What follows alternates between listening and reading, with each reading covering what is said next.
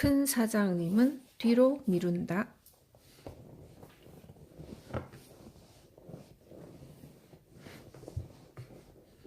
히토리 씨는 마루칸에서 큰 사장님으로 불린다.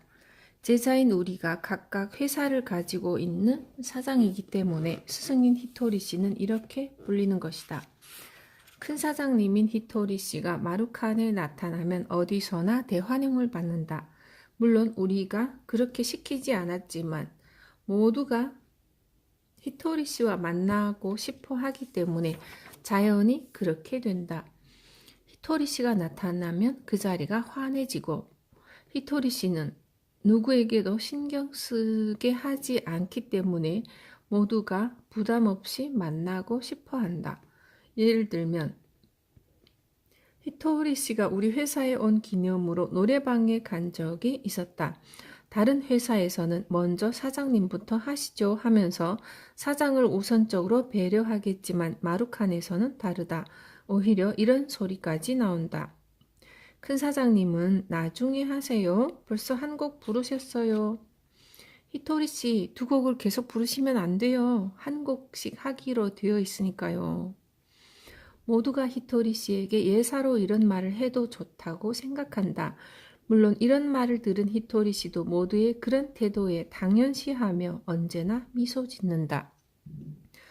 또 마루칸의 회식에는 누군가 늦게 오는 사람이 있더라도 기다리지 않고 먼저 마시기 시작해도 좋다는 독특한 규칙이 있다. 나중에 오는 사람이 히토리 씨라도 마찬가지로 히토리 씨가 오기 전에 이미 모두 한두 잔씩 한다. 그리고 누군가 올 때마다 건배를 하기 때문에 10번 이상 건배할 때도 종종 있다.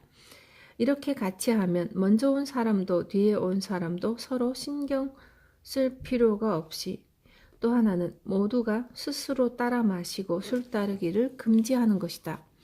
술 따르기를 하면 제일 밑에 직원은 따르기만 해야 하므로 좋지 않다고 해서 언제부터인가 이것이 규칙이 되었다. 물론 히토리 씨도 우리처럼 손수 술을 따라 마신다.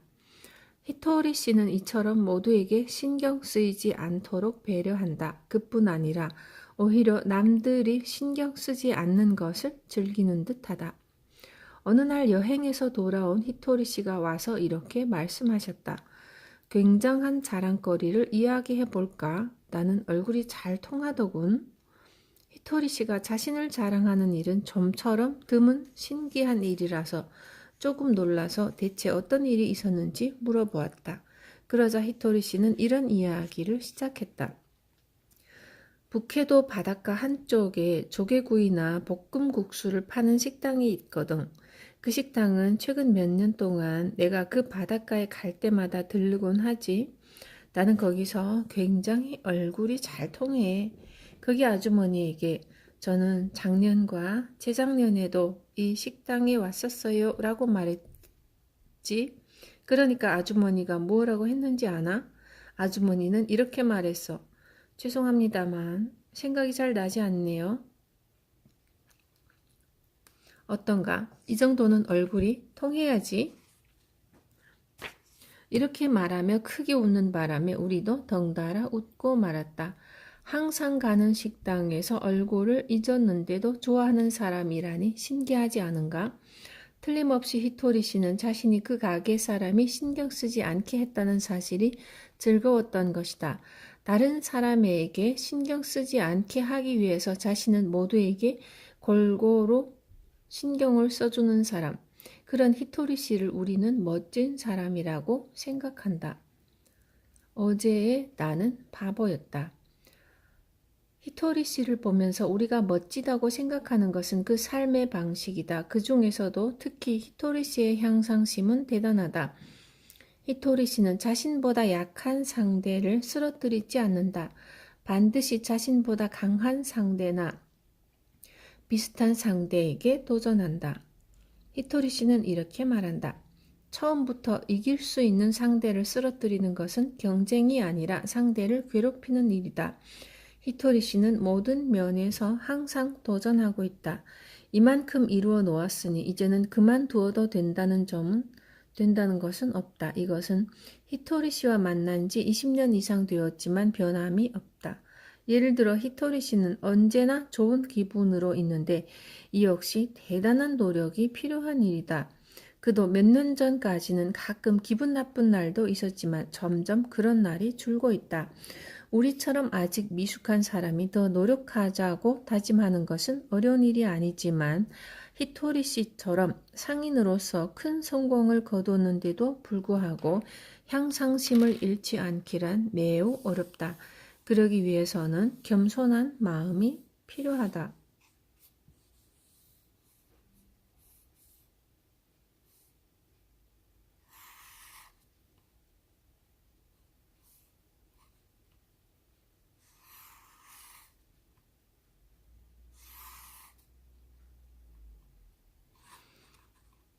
마음의 등불을 켜라.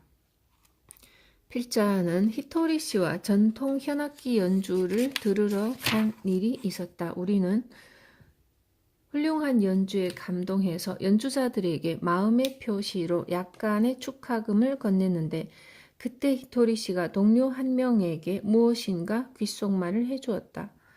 연주가 모두 끝나고 밖에 나와 그 사람에게 히토리 씨가 무슨 말씀을 하셨나 고 묻자 이런 대답이 돌아왔다.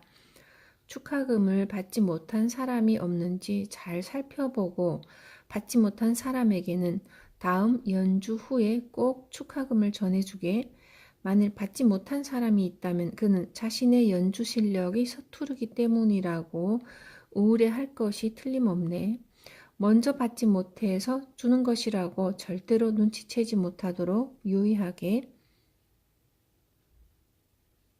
또 이런 일도 있었다. 히토리 씨와 여행 중에 어떤 식당에서 식사를 했는데 우리 이외에 손님이 없었다. 식사를 끝내고 계산하면서 히토리 씨는 식당 주인과 이야기를 나누었다. 잘 먹었습니다. 음식이 맛있더군요. 아주머니 미소도 좋고요. 그런데 이 식당은 몇 년이나 하셨나요? 10년째입니다. 아, 대단하시네요. 요즘은 10년 동안 계속하기가 어려운데요. 아주머니 요리 솜씨 덕택입니다. 부럽습니다. 히토리 씨는 계산 이외에 이것은 10년 동안 계속한 축하금입니다 하면서 10만 원을 두고 왔다. 솔직히 그 식당 음식 맛도 별로 좋은 편은 아니고 주인인 중년 여성의 인상도 좋다고는 말할 수 없었다.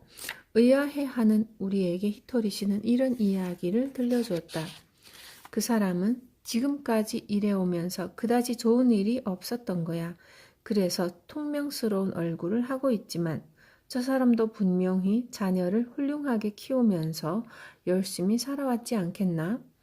평생 동안 누군가가 한 번이라도 자신이 만든 음식을 맛있다라고 말해준다면 그 사람의 마음에 등불이 켜질 것이라고 생각하네.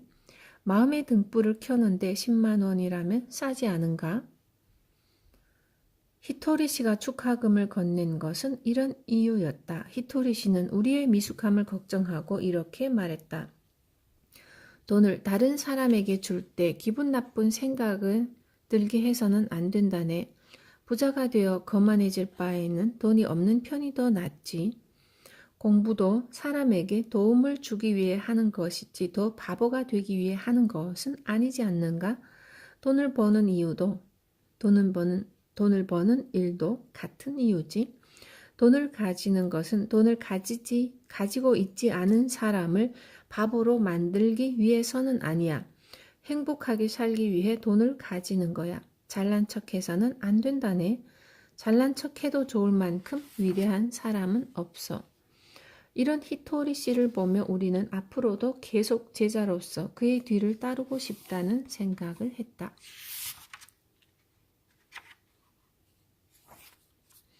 돈의 신비를 알고 벌자. 하늘은 이런 사람에게 큰 돈을 준다. 히토리 씨는 큰 돈은 하늘이 준다고 말한다. 내 납세액이 국내 최고라고는 하지만 내가 아니더라도 반드시 최고는 누군가가 될 거야. 국내 최고 자리를 차지하기 위해 서로 싸우는 것이 아니기 때문에 목표를 가진다고 해서 최고가 될 수는 없지. 우리가 할 수 있는 일은 단지 열심히 돈 버는 일 뿐이야. 그래서 그 결과로 최고가 되거나 그 다음이 된다네. 만약 국내에서 최고가 되고 싶다면 하늘이 어떤 사람을 최고로 만들고 싶어 하는지를 생각해 봐야 하는 거라네. 어려운 이야기지만 생각해 보기로 하자. 우선 우리나라에서 제일 가는 부자는 분명 한 사람이 있다. 해당자 없음이라는 말은 여기서는 통하지 않는다. 따라서 최고 부자는 반드시 누군가가 되기 마련인데 그렇다면 누가 합당한지 정하는 문제가 남아있다. 그것은 그 나라에 살고 있는 사람이 서로 상의해서 결정하는 것이 아니므로 사람의 지식을 넘어선 무엇인가가 있을 것이다. 히토리 씨는 이를 결정하는 것은 하늘이라고 말한다. 즉, 하늘이 봐서 가장 어울리는 사람으로 결정한다는 의미이다. 분명 큰 돈을 버는 일에는 우리가 알고 있는 상식을 뛰어넘는 무엇인가가 있는 듯하다. 물론 살아가는 데 필요한 만큼의 돈을 벌려고 하면 사람의 노력으로 해결되지만 정말 많은 돈을 가진다는 것은 사람의 힘만으로는 무리일 뿐 아니라 상식을 넘어서서 그 큰 돈에 어울리는 사람으로 선택받아야 한다고 생각한다. 그렇다면 하늘이 선택한 사람은 어떤 사람인가? 이 점에 관해 히토리 씨는 이렇게 말한다. 예를 들어 자동차를 타고 도로를 달리고 있을 때 다른 차가 내 차선으로 들어오려고 할 때 들어오지 않게 안간 힘쓰는 사람이 있다면 신은 그런 사람을 선택하겠는가? 신이 선택하는 사람은 웃으면서 브레이크를 밟아주는 사람이야. 절대 끼워주지 않으려고 안간 힘쓰고 눈길조차 주지 않으려는 사람도 상대편 차를 잘 보고 있겠지. 보지 않으면 부딪혀서 위험하기 때문에 잘 살피며 들어오지 않게 안간 힘을 쓴다네. 그런 노력을 할 필요가 있을까? 그런 사람은 하늘이 싫어한다네. 자신이 싫은 일을 다른 사람에게도 강요하지 않고 내가 알고 있는 일을 남에게 가르쳐주는 아량을 가진 사람을 하늘은 돕는다고 히토리 씨는 말한다. 큰 돈을 가진 사람은 하늘이 자기 편이 되어주는 사람이다. 하늘로부터 큰 돈이 어울린다고 인정받아야 부자가 될 수 있다. 바꿔 말하면 하늘에게 선택받은 사람이 되면 나라 제1의 부자도 될 수 있다. 여러분이 그런 사람이 된다면 히토리 씨는 반드시 빵긋 웃으며 최고 부자 자리를 내어줄 것이다. 부자는 돈을 사랑한다. 히토리 씨에게 많은 것을 배운 덕택에 우리도 이름난 부자들과 사귈 기회가 있었는데 실제 부자들의 공통점은 돈을 사랑한다는 것이다. 부자라고는 하지만 사실 부자에는 두 종류가 있다. 하나는 돈을 벌어서 일시적으로 가지고 있는 사람과 계속 돈을 가지고 있는 사람이지만 진정한 부자는 일시적이 아니라 돈을 평생 가지고 있는 사람이다. 부자 중에는 돈을 함부로 취급하거나 아무렇게나 말하는 사람이 없다. 돈을 고맙게 생각하고 극진하게 사랑한다. 예를 들어 구겨진 지폐를 보면 다리미로 타리거나 지폐를 지갑에 넣을 때 그림 방향을 맞추거나 지폐 냄새를 좋아하거나 하며 모두 돈을 사랑한다. 히토리 씨도 돈을 사랑해서 지폐 방향을 맞추는 모습을 필자는 자주 보았다. 나도 돈을 좋아한다 라고 말하는 사람이 종종 있는데 대개의 경우 이것은 돈을 사랑한다는 것과 사뭇 다르다. 이에 대해 히토리 씨는 이렇게 말한다. 돈을 사랑한다면 정말 필요하지 않으면 사지 않는다네. 그 정도 가치의 물건에 돈을 쓸 필요가 없다고 생각하기 때문이지. 가진 돈을 다 쓸 때까지 옷을 사는 사람이 종종 있지. 그러고는 나는 돈을 좋아한다 라고 말하지만 그것은 옷을 좋아하는 것이지 돈을 좋아하는 것은 아니야. 진짜 부자는 돈을 사랑한다. 이것이 부자가 되기 위한 조건이다. 돈을 사랑해서 진짜 부자가 되자. 돈은 아껴주는 사람에게 간다.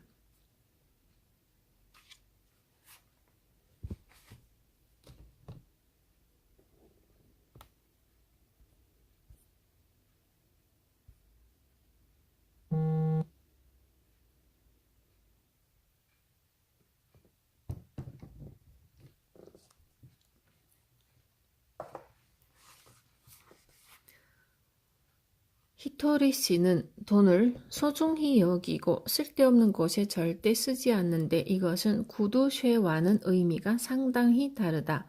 실제로 히토리 씨처럼 돈을 잘 내는 사람은 드물 정도로 사원들에게도 자주 한턱 내기도 하고 이곳저곳에 축의금을 보내는 일도 일상생활처럼 되어 있다.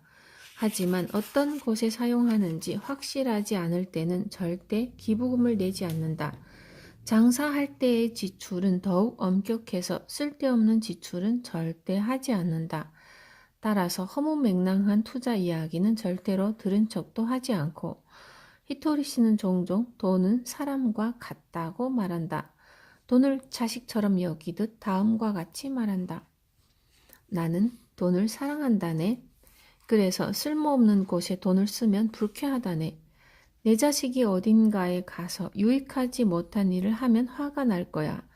부모는 내 자식이 무엇인가 유익한 일을 하기를 바라지 않는가?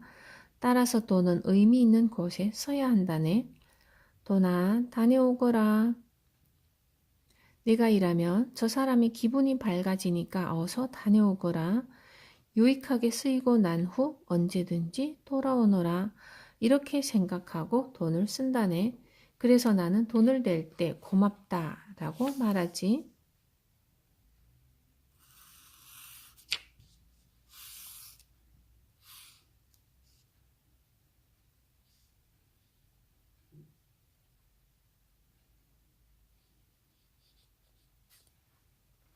그러면 상점 주인은 자신에게 하는 말로 오해하지만 나는 돈에게 말을 한 거야. 지금부터 열심히 일하고 오너라. 고맙다라고 돈에게 감사한다네. 이처럼 돈을 사랑한다면 돈은 아껴주는 사람이 있는 곳으로 다시 돌아오게 마련이야. 사원들에게 한턱 내는 것은 그 일로 모두가 즐거워지고 축의금을 내는 것도 그것으로 사람의 마음이 밝아진다고 생각하기 때문이다. 따라서 히토리 씨는 돈을 낼 때는 절대로 잘난 척하지 않는다. 만일 잘난 척을 한다면 받는 사람의 기분이 나빠져서 모처럼 쓴 돈이 소용없게 되기 때문이다. 요약하면 히토리 씨는 돈을 써야 할 곳을 잘 알고 사랑하는 돈이 유용하게 쓰이도록 해야 한다고 말한다. 돈을 사람처럼 생각하라. 돈은 아껴주는 사람에게로 반드시 돌아온다. 이 두 가지를 기억해 두면 돈을 소중히 할 수 있다. 돈을 외롭게 하지 마라. 우리가 돈에 대해 히토리 씨에게 맨 처음 배운 것은 지폐에 주름을 펴고 방향을 맞추어 깨끗이 해서 가지고 다니는 일이었다. 히토리 씨는 이런 이야기를 자주 해주었다. 어딘가 10원짜리가 떨어져 있으면 구해주고 더러우면 깨끗하게 해주어야 하네. 그렇게 하면 10원짜리의 아버지가 우리 아이를 구해주셔서 고맙습니다 하고 인사하러 올 거야. 10원짜리의 아버지는 500원이야. 10원짜리의 아버지는 500원짜리의 아버지는 1000원이고 그런 식으로 5천원, 만원, 10만원, 100만원, 1000만원으로 이어지는 거야. 10원을 살려주면 전부 모여서 인사하러 온다네. 이것은 단순한 이해가 아니라 히토리 씨는 정말 돈을 사람처럼 여긴다. 돈을 사람이라고 생각하면 분명 함부로 할 수 없다. 실제로 히토리 씨에게 배운 것을 지키고 돈을 소중히 여길 수 있게 되면 돈에도 사람처럼 영혼이 있다는 것을 느낄 수 있다. 또 히토리 씨는 돈을 외톨이로 만들지 말라고 한다. 돈을 혼자 두어서는 안 된다네. 즉 지갑에 지폐 한 장만 달랑 넣어두지 말아야 해. 왜냐하면 사람도 혼자 있으면 외롭기 때문이지. 사람들에게 돈을 좋아하느냐고 물으면 모두들 좋아한다고 대답하지만 저축한 돈이 있느냐고 물으면 없다고 말한다네. 좋아하지만 가진 돈이 전혀 없다는 것은 모순이 아닌가? 돈을 어디에 썼느냐고 물어보면 차를 구입했다, 옷 사는데 썼다, 여행을 다녀왔다 라고 말하지. 그것은 자동차와 양복과 여행을 좋아하는 거지. 이래도 돈이 자신을 좋아해 주길 바라는가? 또 히토리 씨는 돈을 갖고 싶다면 지갑에 돈을 가득 넣어두라고 말한다. 100만 원이 필요하면 지갑에 100만 원을 넣어두어야 해. 그러면 지갑에 100만 원의 파동이 생기지. 50만 원을 넣어두면 지갑에서 50만 원의 파동이 생긴다네. 돈에는 풍요로운 파동이 있으므로 지갑에는 반드시 돈을 많이 넣어두는 것이 좋아. 히토리 씨는 돈에서 파동이 나온다고 한다. 그 중에서도 가장 강한 파동은 저축에서 나오는 파동이다. 1000만 원을 가지고 있는 사람은 10,000원을 가지고 있는 사람의 1000배 속도로 돈이 벌린다. 왜냐하면 1000만 원에서 친구를 부르는 파동이 나오기 때문이다. 돈이 이리와 하고 소리내어 돈을 부른다. 10,000명이 부르는 것보다 10,000,000명이 부르는 힘이 더 강하다. 돈도 많은 쪽이 외롭지 않으므로 그쪽으로 모인다.